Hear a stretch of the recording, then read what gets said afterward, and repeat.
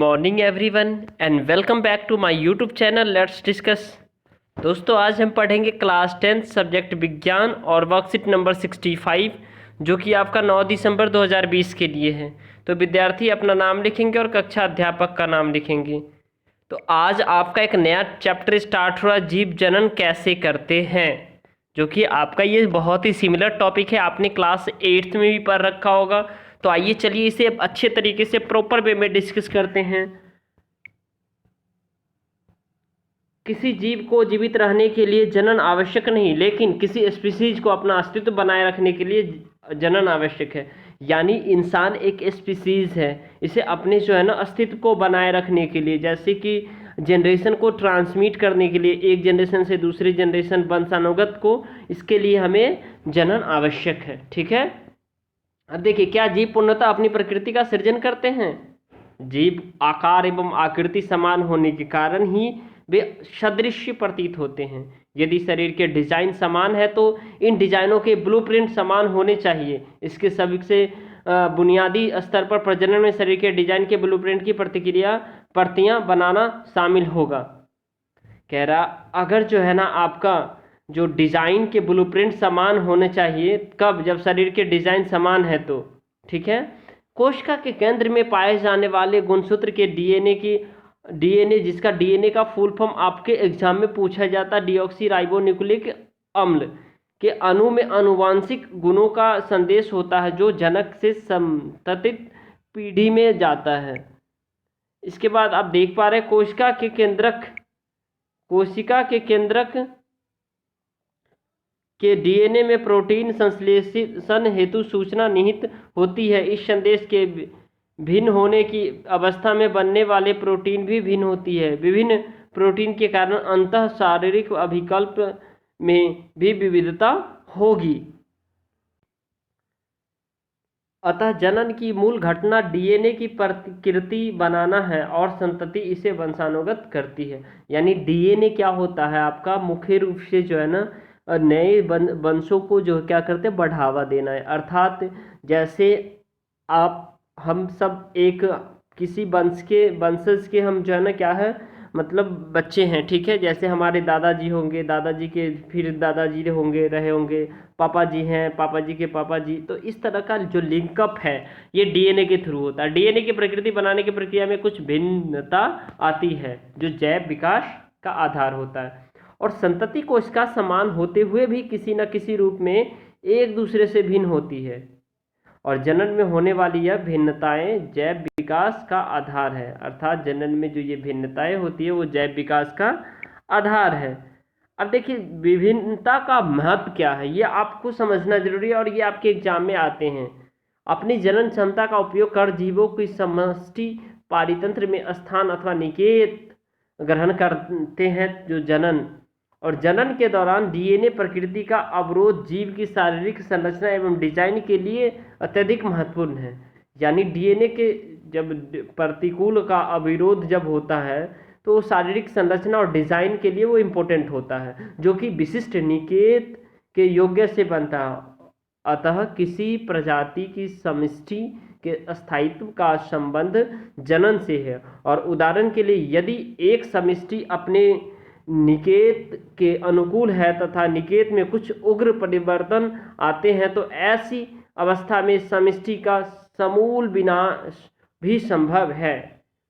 परंतु यदि समष्टि के जीवों में कुछ भिन्नता होगी तो उनके जीवित रहने की संभावना है। अतः यह शीतोष्ण जल में पाए जाने वाले जीवाणु की कोई समष्टि है तथा वैश्विक उष्मीकरण के कारण जल का ताप बढ़ जाता है तो अधिकतर जीवाणु व्यष्टि मर जाएंगे, परंतु उष्ण प्रतिरोधी क्षमता वाले कुछ परिवर्त ही जीवित रहते हैं तथा वृद्धि करते हैं। तो आपको जो बेसिकली याद रखना है, आज का आपका इंट्रोडक्शन है, यानी जीव जनन कैसे करते हैं, और ये इम्पोर्टेंट टॉपिक है, इससे क्वेश्चन हमेशा पूछे जाते हैं। ठीक है, तो चलिए इसे हम जो है ना यहाँ जनन क्या होता है आज आपको सिर्फ इतना आपके लिए इम्पोर्टेंट है, ये आप पार्ट आपका इम्पोर्टेंट है। जो जनन वह जैव प्रक्रिया है जो यह सुनिश्चित करता है कि पौधे या जंतु पृथ्वी से लुप्त नहीं होंगे अर्थात जनन के माध्यम से क्या होते हैं, लोगों की जनसंख्या बढ़ रही है दिन प्रतिदिन और पेड़ों की भी जनसंख्या बढ़ रही है। और क्योंकि प्रजनन एक ऐसी प्रक्रिया है जिसके द्वारा एक जीव अपने जैसे नए जीव का निर्माण करता है। और यह कितने दो प्रकार के होते हैं, जनन दो प्रकार के होते हैं, अलैंगिक जनन और लैंगिक जनन। अलैंगिक जनन होता क्या है, अलैंगिक जनन केवल एक जनक की संतति को उत्पन्न करता है, वो अलैंगिक जनन कहलाता है। जबकि लैंगिक जनन दो जनकों से संतति उत्पन्न होती है। अर्थात अलैंगिक जनन में आपका पेड़ पौधा आ गया और लैंगिक जनन में हम इंसान जानवर ये सब आते हैं, ठीक है।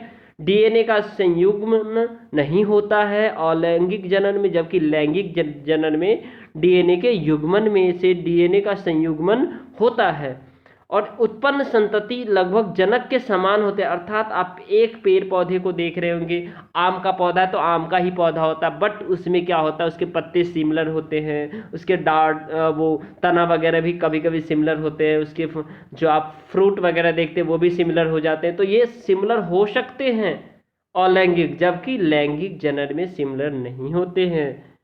कुछ ना कुछ डिफरेंसेस होते हैं। जैसे आपने देखा होगा किसी बच्चे के आँख उसके पापा के जैसा है, चलिए ठीक है, आँख हो गया, मुंह हो गया, लेकिन बहुत सारे ऐसे डिफरेंसेस हैं जो सिमिलर नहीं होते। एटलीस्ट ट्विंस जो आप देखते हैं उस ट्विंस में भी सिमिलर नहीं होते हैं, ठीक है, कुछ हद तक सिमिलर होते हैं।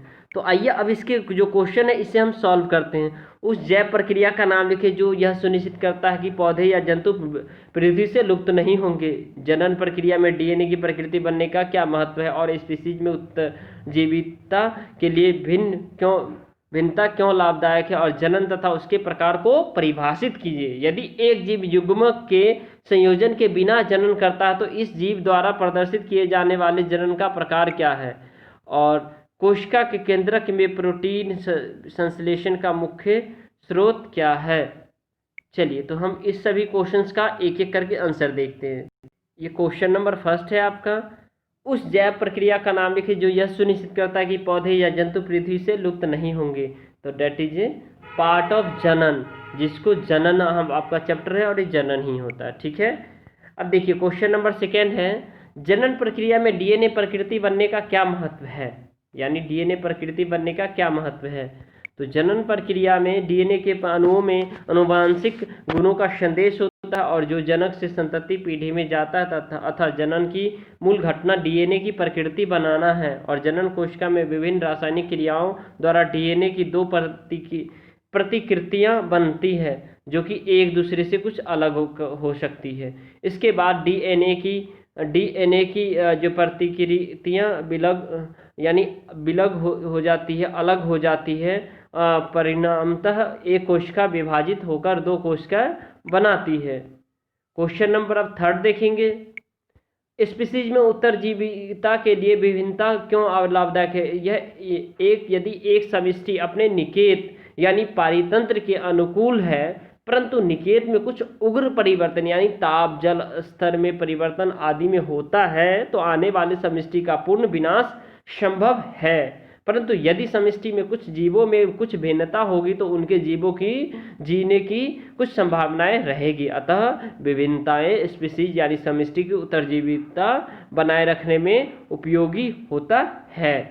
अब हम क्वेश्चन नंबर फोर्थ देखते हैं जो कि बहुत ही इंपॉर्टेंट है, जनन तथा उसके प्रकार को परिभाषित कीजिए। आपको सिंपली एक नंबर में पूछा जा सकता है जनन क्या होता है, ठीक है, जनन क्या होता है। तो जैव प्रकारम जिसके द्वारा जीव अपने समान संतति का निर्माण करते हैं जनन कहलाता है। जनन दो प्रकार के होते हैं, अलैंगिक जनन तथा लैंगिक जनन। अब क्वेश्चन नंबर फिफ्थ है,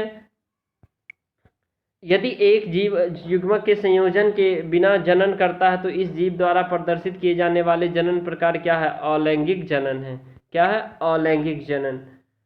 अब नेक्स्ट आप देख पा रहे हैं कोशिका के केंद्र में प्रोटीन संश्लेषण का मुख्य स्रोत क्या है।